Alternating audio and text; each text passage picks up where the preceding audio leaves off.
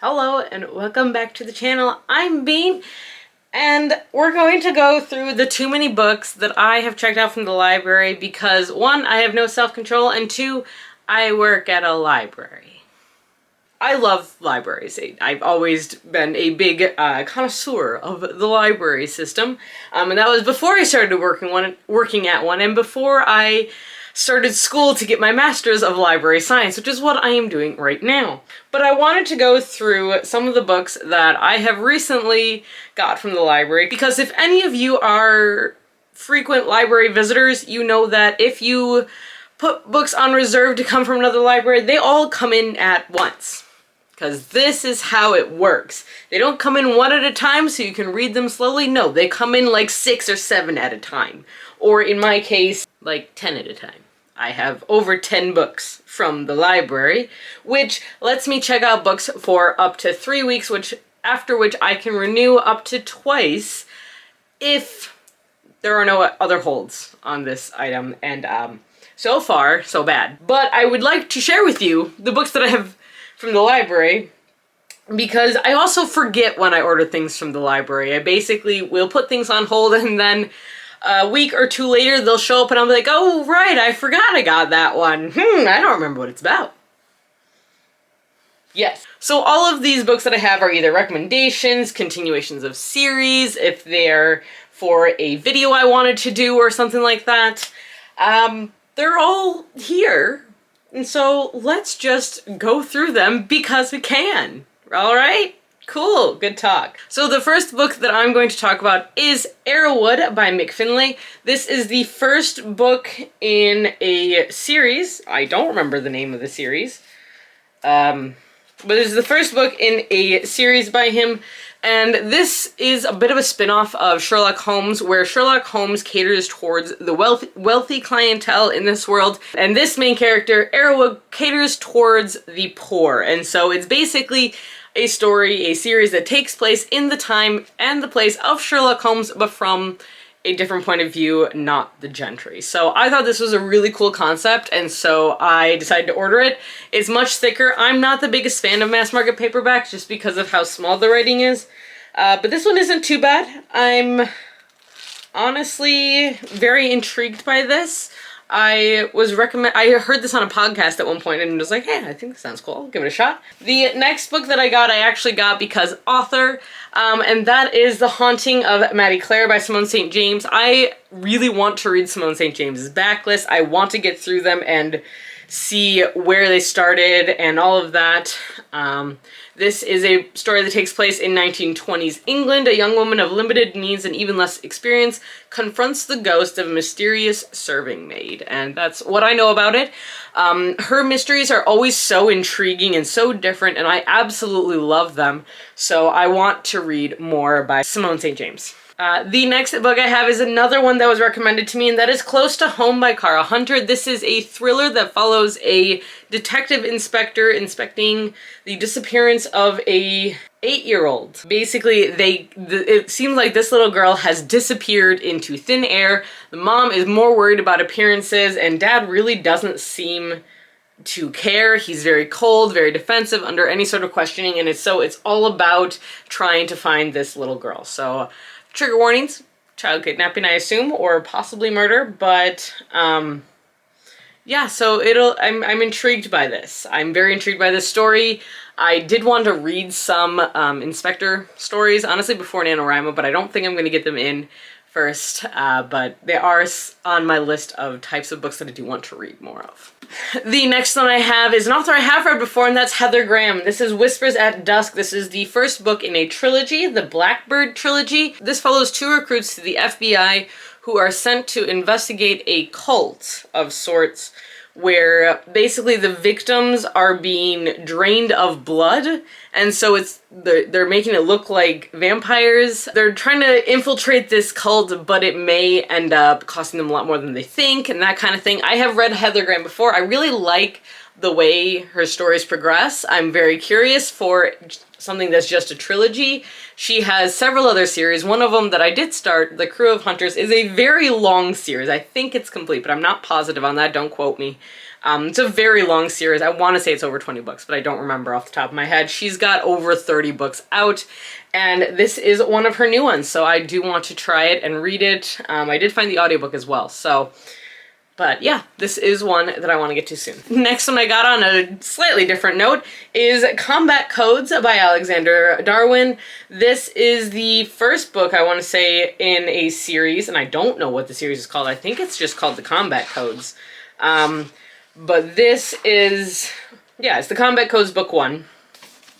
But this is a sci-fi where basically your fate is decided by how well you fight. In literally like an arena setting. That's what I know.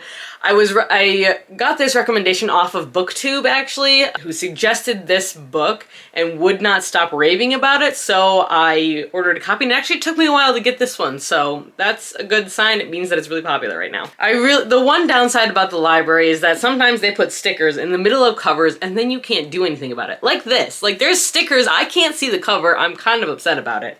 This is The Ranger of Marzana by John Scavron. I cannot say these names, I'm sorry. This is the start of a fantasy series that follows a ranger named Sonia who has trained as the last ranger of Marzana in secret, and when her father is murdered by Imperial soldiers, she decides that she needs to take action and do something about this. So she has to take a quest across a tundra in order to gather the allies that would be the most beneficial for her in defeating this evil.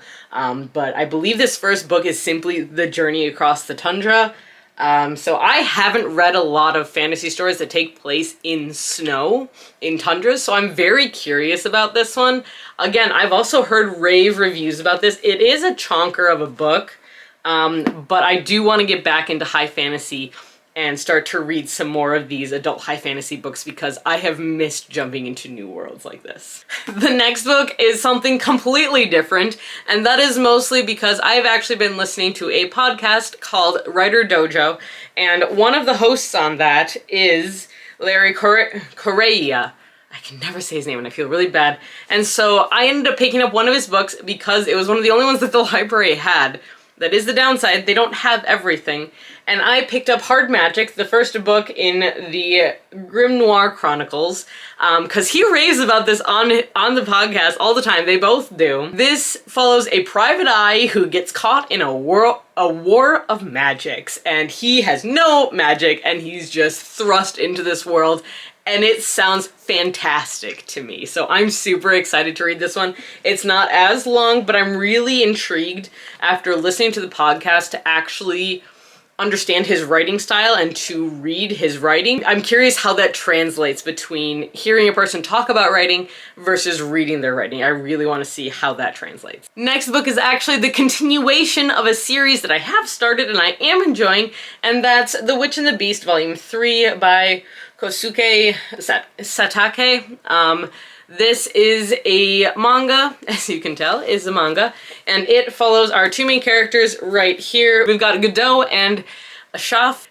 Basically, one of them has been cursed by a witch, and in order to break this curse, they need to find the witch and either get the witch to remove the curse or they need to kill the witch. So they are on a hunt to try and find this witch, and honestly, as of right now, I believe this manga is now 10 volumes. It is being adapted into an anime, I want to say next year. I'm super pumped for it. I am definitely going to watch that as soon as it comes out. But I'm intrigued. This is a fun series. It's very dark. It's very action-packed, and there is a bit of politics in here. So I wouldn't recommend this if this is going to be one of your first mangas that you get into, but if you have read manga in the past, this is one that does take a couple different twists that I haven't seen before. Again, I'm not super widely read when it comes to manga, but this one is definitely moving up on my favorites list, no doubt there. The next book that I have here is one that again was recommended to me actually as a horror book, and that is Tell Me I'm Worthless by Alison Rumfet. Again, with the stickers, they're in the worst spots. This is a haunted house story. So in this book, 3 friends go to a haunted house, but only 2 end up leaving. And 3 years later, the 2 that ended up getting out of the haunted house, decide to go back because they need to find their friend. I don't know why it took them 3 years, but apparently it did. So I really want to read more haunted house stories. I want to read them. I would like to write them. I find them fascinating. So, and I have yet to find a really, really good one that I enjoy. So if you have any recommendations, leave them down below and let me know. But this is definitely one that I am very intrigued by. It's not long, so we'll see. Okay, so I'm just gonna dump this one in here right now. I have a phrase book that I checked out. It's Romanian. A Romanian phrase book and dictionary. Check this one out because I'm currently writing a book where they speak Romanian, and I want to make sure that I get at least the phrases that I can in here correct. They don't speak a lot of it, but they do toss in phrases and words every once in a while because it is one of my main characters' first languages. So I need reference because I'm faking. I don't actually speak Romanian. But I love languages and I love learning languages, so I'm gonna pick this up and I'm gonna learn some. Also, Romanian is such a pretty language if you've never heard it. It's so pretty. I'm kind of in love with this language, not gonna lie. The next book that I have, because we're still going, guys. We're still going. We've got 6 books left, so I hope you're prepared for this. The next book is Morewood Family Rules by Helen K. Diamond. And this, I am super intrigued by. This is a relatively new release. I say relatively new, it came out in like May or something, so this isn't actually new like it says. So this follows Gillian Morewood, who is just getting out of jail at the start of this book. It's 39 months. 39 months later, she is getting out of jail. She went to jail for her family, and she is pissed. She has no idea who actually committed the crime that she served time for, but she will figure it out, and they will pay for it, because that's how this family is. It's a family of crooks and a family of con artists, and she's going to figure it out. It's also listed as a romance, so I'm curious where the romance comes in, but I'm so excited. Revenge stories are some of my favorites. The next book that I picked up is an author that I've actually heard quite a bit from, and she writes 2 types of books. One is like really intense thrillers and the other ones are cozy mysteries, so I think it's kind of great. I would love to do that kind of stuff. But that's Paige Shelton, and this is Thin Ice, the first book in the series. This follows a woman named Beth who is basically going into hiding, and I read the first chapter of this book at one point. She basically flies up to Alaska in order to get away from someone. And then there is a murder in Alaska, and she's really worried that it's going to end up revealing some of her past. And she's worried that the person who she's hiding from might be coming to find her. So I'm very intrigued. I kind of like the small town mystery kind of stories. This is a very short book, so I'm curious how it will go down. I am testing this one out. I'm not sold on this concept yet, but I'm very intrigued by it. The next book I got because I found this graphic novel series that has gone through the library a couple times, or I've seen it in our library a couple times, and that is Bloodstain, Volume 1 by Linda Sedgwick.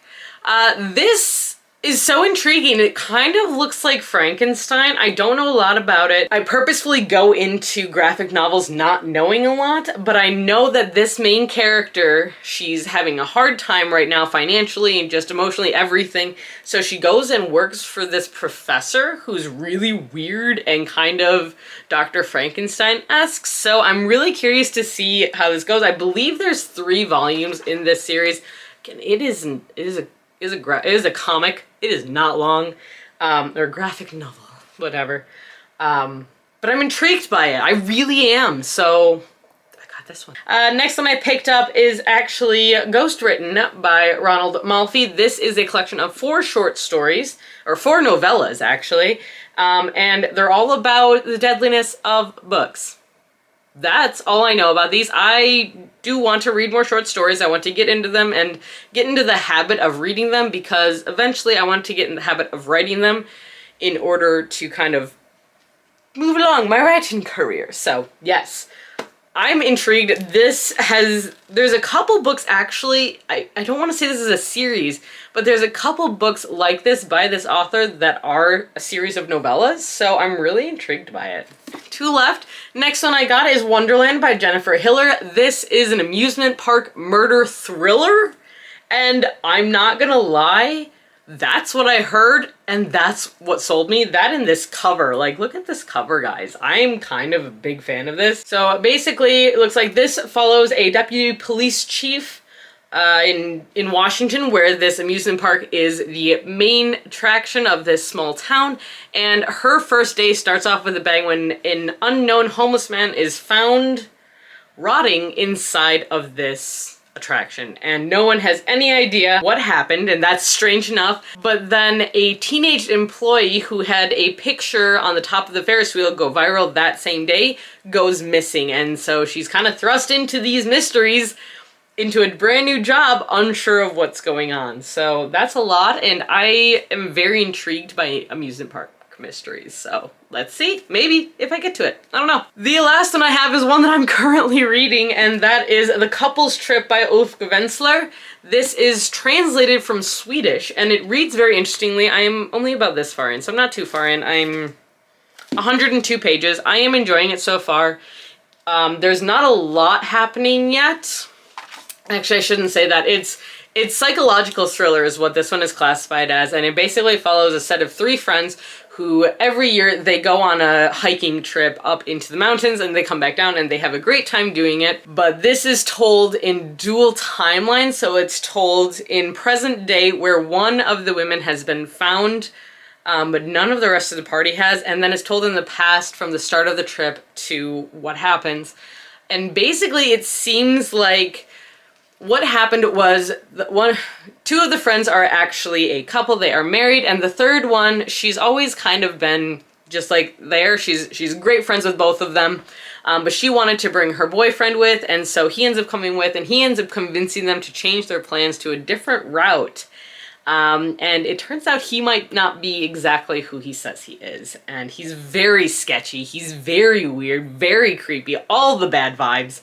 And it's really, unfortunately, as of right now, it's really a lot about people being hesitant to make decisions that their gut's telling them to, but it's a thriller. That's what happens. What we do know is that by the end, the police have only found one person in this group. They cannot find the other 3. So I'm really intrigued to see what happens, not gonna lie. And that's what I got for you. That is my haul of library books that have come in. I have no chill, apparently. That is how this goes, though. No one is surprised by this realization.